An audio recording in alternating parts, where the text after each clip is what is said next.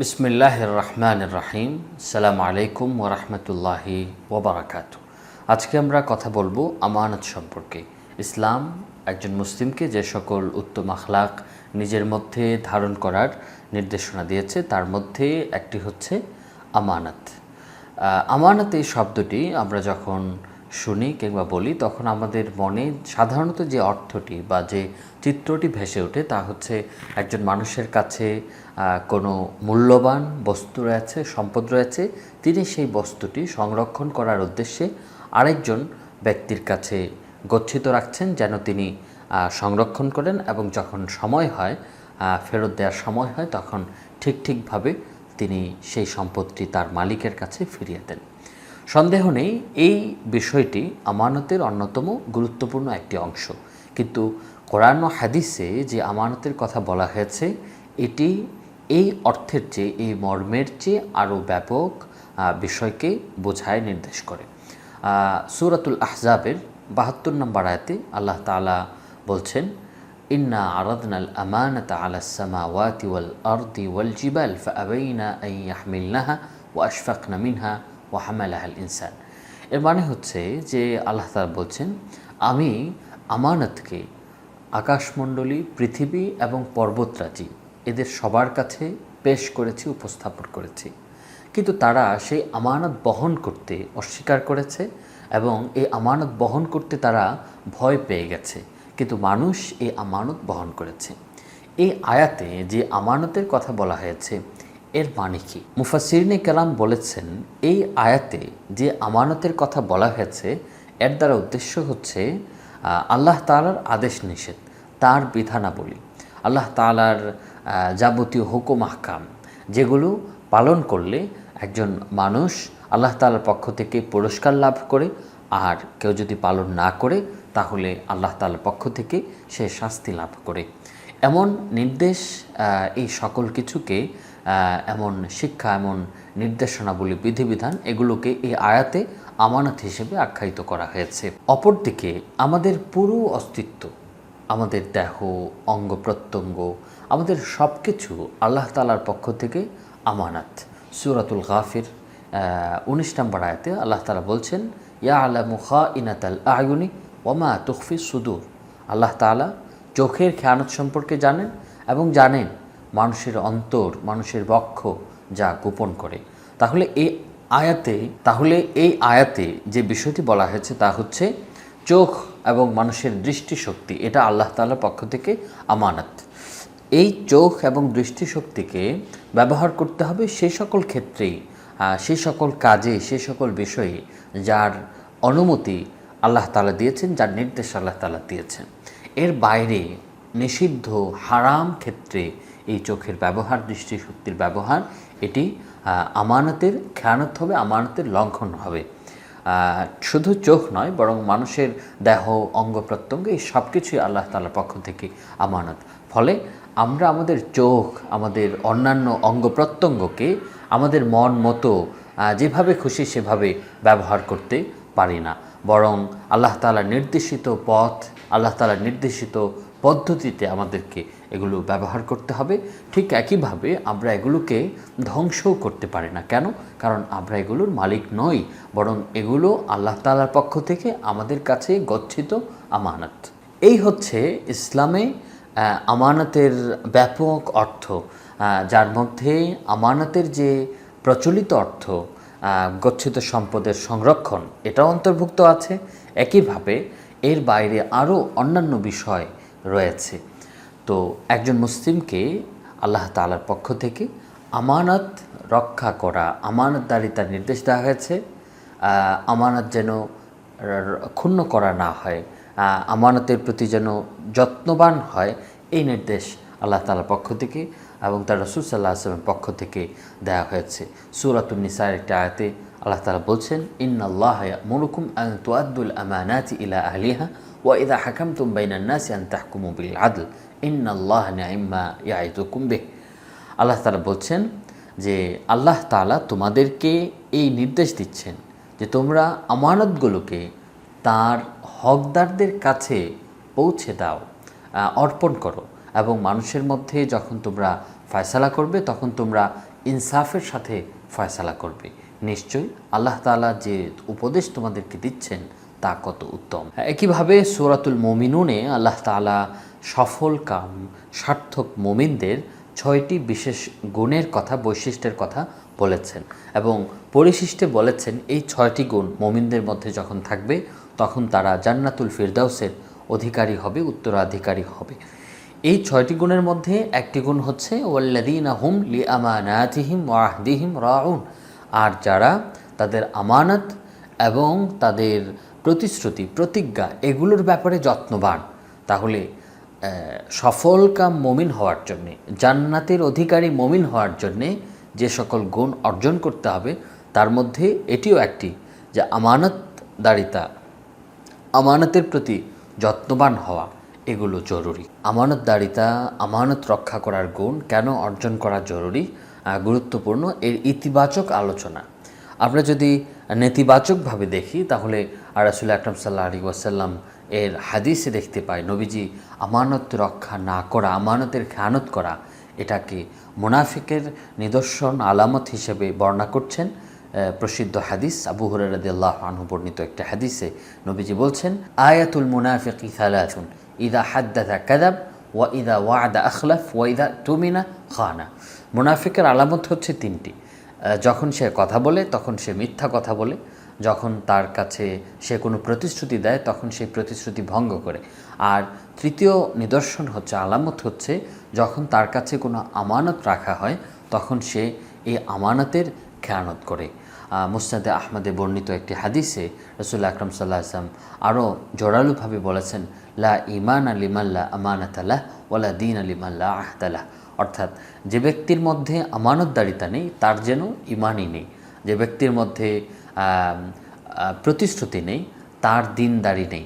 তাহলে এই দুটি হাদিস থেকে আমরা বুঝতে পারলাম যে আমানত রক্ষা করা এটা মুমিনের বৈশিষ্ট্য, আর আমানত রক্ষা না করা এটা ঈমান দারের বৈশিষ্ট্য নয়, বরং এটা মুনাফিকদের নিদর্শন, মুনাফিকদের আলামত। তাছাড়া এই আমানতদারিতা সম্পর্কে আরেকটি গুরুত্বপূর্ণ বিষয় হচ্ছে যে আল্লাহ তাআলা মানব জাতির সর্বশ্রেষ্ঠ কাফেলা আম্বিয়া আলাইহিমুসসালাম, রাসূল আকরাম সাল্লাল্লাহু আলাইহি ওয়াসাল্লাম থেকে শুরু করে সমস্ত নবী, তাদেরকে আল্লাহ তাআলা কোরআনে কারিমে যে পরিচিত করেছেন, তাদের যে বিশেষ গুরুত্বপূর্ণ পরিচয়ের কথা, বৈশিষ্ট্যের কথা বারবার বলেছেন, তা হচ্ছে রাসূলুন আমিন, নাসিহুন আমিন, যার মর্ম হচ্ছে যে বিশ্বস্ত রাসূল, আমানতদার রাসূল, বিশ্বস্ত কল্যাণকামী। এটা মুমিন রাসূলদের, আল্লাহর পক্ষ থেকে প্রেরিত নবীদের বিশেষ প্রধানতম বৈশিষ্ট্য যে তারা আমানতদার হন। আর নবীদের বৈশিষ্ট্য ধারণ করা, এটা আল্লাহ তাআলা নবীজিকে নির্দেশ দিয়েছেন এবং এই নির্দেশনা মুমিনদের জন্যও প্রযোজ্য। এবং যে মুমিন, যে মানুষ নবীদের বৈশিষ্ট্যকে ধারণ করবে, তাদের যে গুণ এটা নিজের মধ্যে লালন করবে, নবীরা যেমন মর্যাদাবান হয়েছেন, আল্লাহর কাছে প্রিয়পাত্র হয়েছেন, তারাও যারা নবীদের বৈশিষ্ট্য ধারণ করবে, তাদের গুণাবলী, তাদের আখলাক ধারণ করবে, তারাও আল্লাহ তাআলার কাছে প্রিয়পাত্র হবে। সবচেয়ে বড় কথা, রাসূল আকরাম সাল্লাল্লাহু আলাইহি ওয়াসাল্লাম যার মধ্যে উত্তম আখলাক সুউচ্চ পর্যায়ে উপস্থিত ছিল এবং তিনি উত্তম আখলাকের মূর্ত প্রতীক ছিলেন। নবীজি সাল্লাল্লাহু আলাইহি ওয়াসাল্লামের জীবনে আমরা আমানতদারিতা এমনভাবে দেখতে পাই যে তার শত্রুপক্ষ আল আমিন উপাধিতে তাকে ভূষিত করত, যার মর্মই হচ্ছে চিরবিশ্বস্ত, চির আমানতদার। নবীজি সাল্লাল্লাহু আলাইহি ওয়াসাল্লাম যখন হিজরত করছিলেন তখন মক্কার কাফের, যারা তার জানের দুশমন ছিল, তারা এই দুশমনী সত্ত্বেও নবীজি সাল্লাল্লাহু আলাইহি ওয়াসাল্লামের এই আমানতদারিতা সম্পর্কে অকুণ্ঠভাবে স্বীকারোক্তি করত এবং তারা কার্যত নিজেদের ধন সম্পদ, গুরুত্বপূর্ণ মূল্যবান জিনিসপত্র আল্লাহ রাসূল সাল্লাল্লাহু আলাইহি ওয়াসাল্লামের কাছে আমানত হিসেবে রেখেছিল। আমানত রক্ষা করার এই মৌলিক কয়েকটি বিষয় আলোচনা করার পর আমরা আমানতের এমন কিছু দিক সম্পর্কে আলোচনা করতে চাই যা আমাদের জীবনের সাথে অত্যন্ত ঘনিষ্ঠভাবে জড়িত, বিভিন্নভাবে আমাদের জীবনের সাথে এই বিষয়গুলো সম্পৃক্ত এবং এই বিষয়গুলো আলোচনার ভেতর দিয়ে আমরা কতটা আমানতদার, আমাদের মধ্যে আমানত রক্ষা করার কতটা আমানত রক্ষা করার বিষয়টি কিভাবে কতটুকু উপস্থিত রয়েছে এটা আমরা যাচাই করতে পারবো। আমানত রক্ষা করার প্রথম যে বিষয়টি তা হচ্ছে গচ্ছিত সম্পদের যথাযথ সংরক্ষণ। একজন মানুষ তার মূল্যবান সম্পদ গচ্ছিত রাখার জন্যে আরেকজন মানুষের কাছে, আরেকজন মানুষের দ্বারস্থ হয়, তার কাছে তার সম্পদটা রাখে। তো একজন মানুষ যখন আরেকজনের মূল্যবান সম্পদ আমানত হিসেবে রাখবেন, নিজের কাছে গ্রহণ করবেন, তখন তার উপর প্রধানত দুটি দায়িত্ব অর্পিত হয়। প্রথম দায়িত্বটি হচ্ছে তিনি যথাযথ উপায়ে পর্যাপ্ত ব্যবস্থা গ্রহণ করে এই সম্পদ, এই বস্তুটির সংরক্ষণের ব্যবস্থা করবেন। দ্বিতীয় দায়িত্বটি হচ্ছে যখন ফেরত দেওয়ার সময় হবে বা এই বস্তুটির, এই সম্পদের মালিক তার সম্পদ ফিরিয়ে নিতে চাইবেন, তখন ঠিকভাবে সেই সম্পদটা ফিরিয়ে দিতে হবে। তার মানে হচ্ছে যে তিনি যদি যথাযথভাবে এই সম্পদ সংরক্ষণের ব্যবস্থা গ্রহণ না করেন, অবহেলা করেন, যেখানে সেখানে ফেলে রাখেন, অথবা নিজে ব্যবহার করেন, অথবা ফেরত দিতে তিনি অস্বীকার করেন, টালবাহানা করেন, অযথা সময় ক্ষেপণ করেন, তাহলে কি হবে? তাহলে তিনি আমানতের যথাযথ সংরক্ষণ করেননি। আমানত রক্ষা করার দ্বিতীয় যে বিষয়টি তা হচ্ছে সরকারি বা জনস্বার্থে পরিচালিত দাতব্য প্রতিষ্ঠানের পদ। সরকারি যে পদগুলো রয়েছে, দাতব্য প্রতিষ্ঠানগুলোর যে পদ রয়েছে, এগুলো আমানত। এগুলো যে আমানত, এই বিষয়টি রাসূল আকরাম সাল্লাল্লাহু আলাইহি ওয়াসাল্লাম সহিহ মুসলিমে বর্ণিত একটি হাদিসে ব্যাখ্যা করেছেন। আবু যর রাদিয়াল্লাহু আনহু বর্ণনা করছেন, তিনি বলছেন, কুলতু ইয়া রাসূলুল্লাহ আলা তাস্তামিলুনি, আমি বললাম, ইয়া রাসূলুল্লাহ, হে আল্লাহর রাসূল, আপনি কি আমাকে কোনো কাজ দিবেন না, কোথাও নিয়োগ দিবেন না? তখন আবু যর বলেন, ফাদারাবা বিয়াদিহি আলা মানকিবি সুম্মা কাল, নবীজি এই কথা শুনে আমার কাঁধে তিনি মৃদু আঘাত করলেন আর বললেন, ইয়া আবা যর, ইন্নাকা দাঈফুন ওয়া ইন্নাহা আমানাতুন ওয়া ইন্নাহা ইয়াউমাল কিয়ামাতি খিজয়ুন ওয়া নাদামা। আবু যর, তুমি দুর্বল ব্যক্তি, তুমি দুর্বল মানুষ, এবং এই দায়িত্ব, এটা একটা আমানত, এবং কিয়ামত দিবসে এটি লাঞ্ছনার কারণ হবে, এটি লজ্জার কারণ হবে। ইল্লা মান আখাযাহা বিহাক্কিহা ওয়া আদ্দাল্লাযী আলাইহি ফিহা, তবে সেই ব্যক্তির কথা ভিন্ন যে ব্যক্তি এই আমানতটি গ্রহণ করবে যথাযথ উপায়ে এবং এই আমানতের ক্ষেত্রে তার যে দায়িত্ব, সেই দায়িত্বটিও সে অর্পণ করবে। মুসলিম শরীফে বর্ণিত এই হাদিস থেকে আমরা দুটি বিষয় বুঝতে পারি। একটি বিষয় হচ্ছে যে সরকারি পদ গ্রহণ করার ক্ষেত্রে আমি যে পদটি গ্রহণ করছি, যে দায়িত্বটি নিতে চাচ্ছি, সেই দায়িত্বটি পালন করবার মতো পর্যাপ্ত কাঙ্ক্ষিত যোগ্যতা আমার রয়েছে কি না, এই বিষয়টি নিশ্চিত করতে হবে। দ্বিতীয় বিষয়টি হচ্ছে যে দায়িত্ব গ্রহণ করার পর সেই দায়িত্বটি যথাযথভাবে আমি পালন করছি কি না।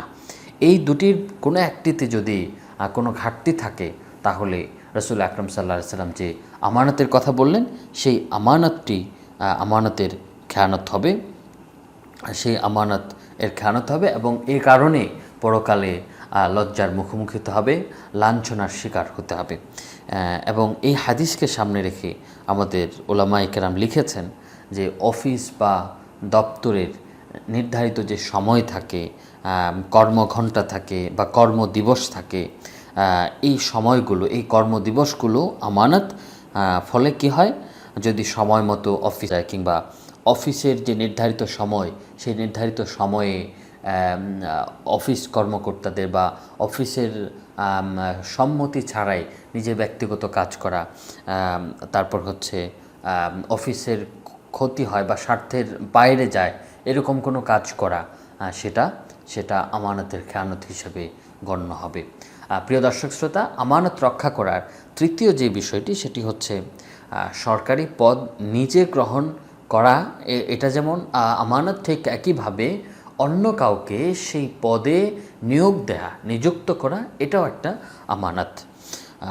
এটাও একটা আমানত। রসুল আকরাম সাল্লাল্লাহু আলাইহি ওয়াসাল্লাম এ ব্যাপারে বলেছেন, মান ওয়ালিয়া মিন আমরিল মুসলিমিনা শাইআন ফাআম্মারা আলাইহিম আহাদান মুহাবাতান ফাআলাইহি লানাতুল্লাহ।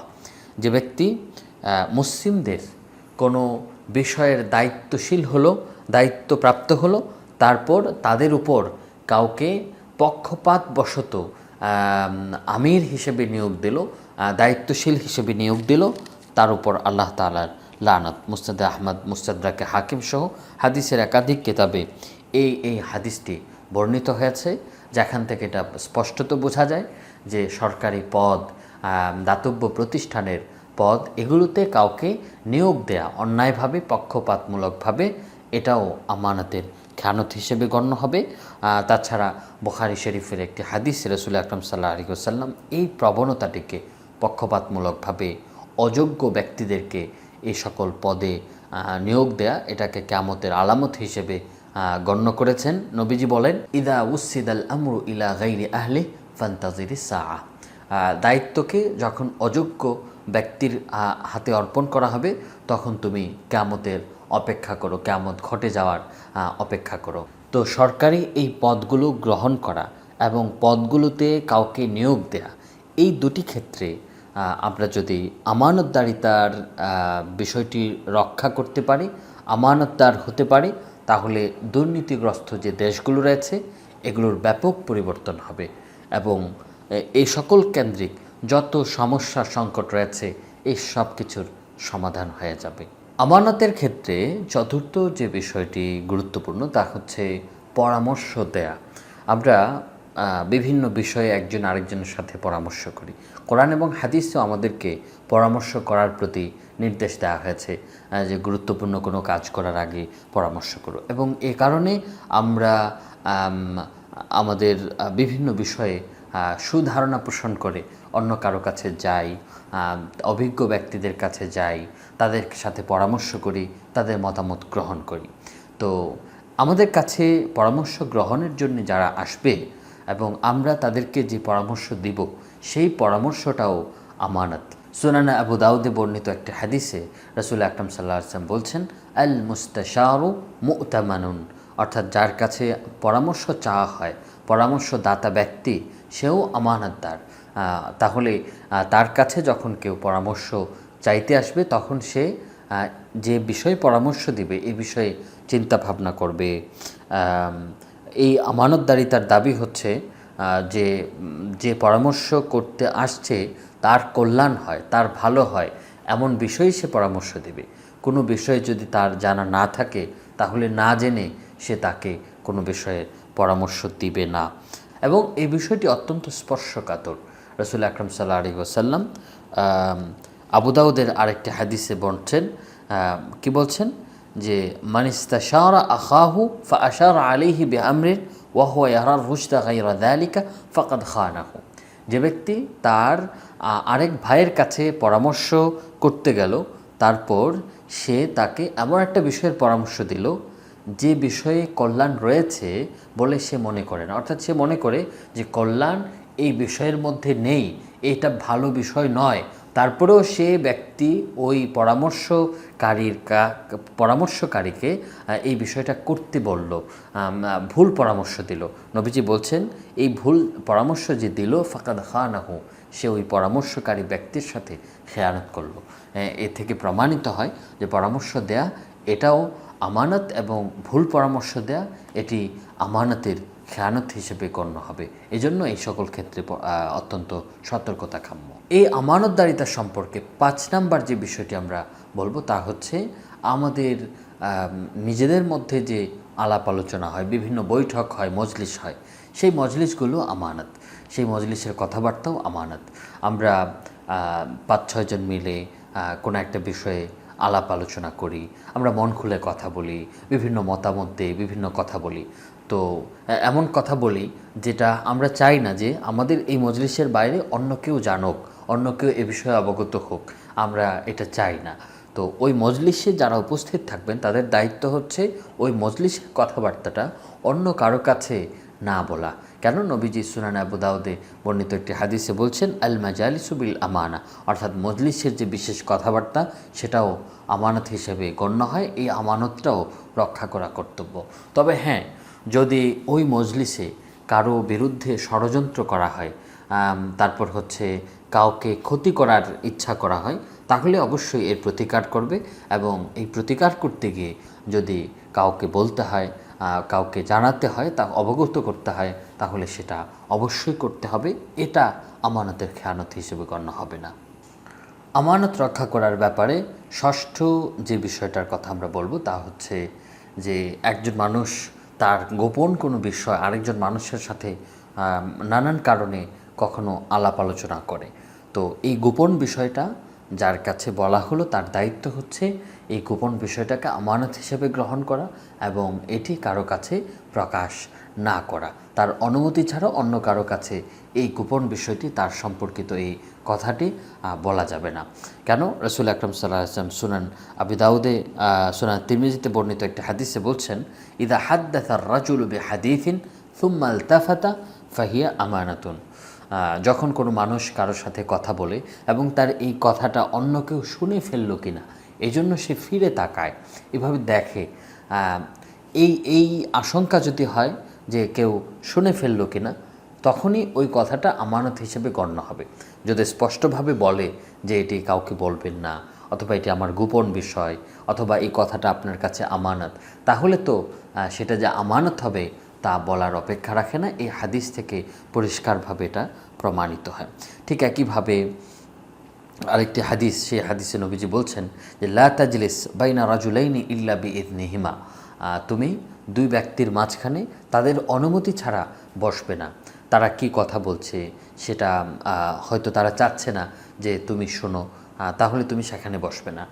এই হাদিসটিকে সামনে রেখে, এবং এই ধরনের আরও হাদিস আছে, এই হাদিসগুলোকে সামনে রেখে আমাদের মুফতি সাহেবগণ লিখেছেন যে বর্তমান সময়ে মানুষ একজন আরেকজনের সাথে যে ফোনে কথা বলে, সেই কথাবার্তা আমানত হিসেবে গণ্য হবে।